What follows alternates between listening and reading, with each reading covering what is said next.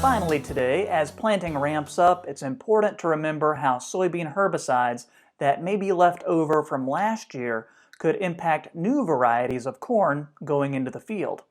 Nebraska Extension Weed Management Specialist Amit Jhala joined me to discuss the main points you need to consider if rotating from soybeans to corn.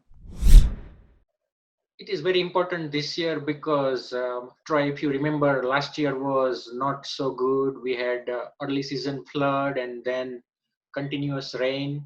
So corn and soybean planting was very late in the season last year, and so do application of pre-emergence as well as post-emergence herbicides. So it is important to know how much is the planting interval for corn from the herbicides applied last year in soybean. For example, some pre-emergence herbicides like Trivens and Light, those are all great pre-emergence soybean herbicides, but they have 10 months of planting interval with corn. So for example, if soybean was planted last year in June, then you have to maintain those 10 months interval. And yeah, talk to us about planting interval. Remind our viewers what that is, and especially how it relates to soybean herbicides and how a longer planting interval could impact this year's corn planting.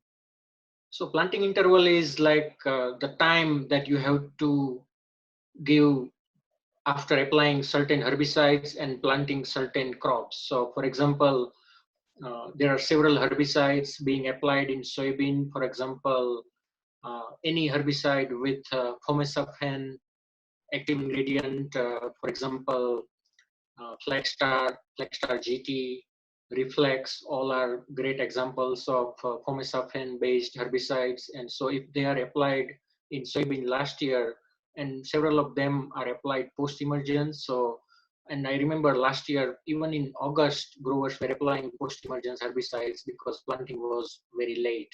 And so if you think about applying those herbicides in August and counting 10 months of planting interval with corn, then they cannot basically plant until June or July, depending on when that herbicide was applied last year. And then I think another thing worth mentioning, it's important for folks to understand that popcorn and sweet corn are more sensitive to herbicides compared to field corn. So the application and management is going to be different, right? That is true.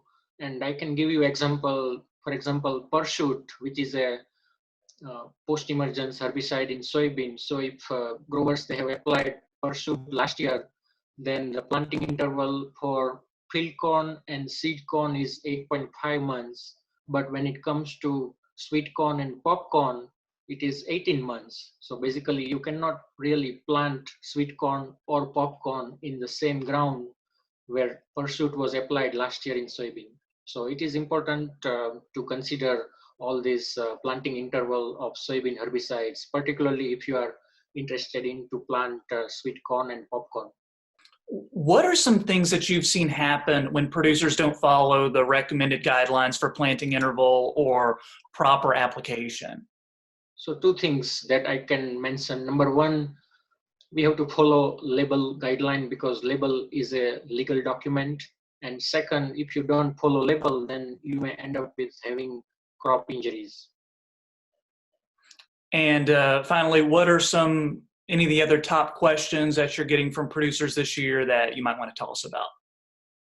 This time of the year, I'm getting questions about which type of burn down herbicides they can use, particularly for management of glyphosate-resistant maize tail that we do have in several corn and soybean fields in Nebraska, as well as how temperature and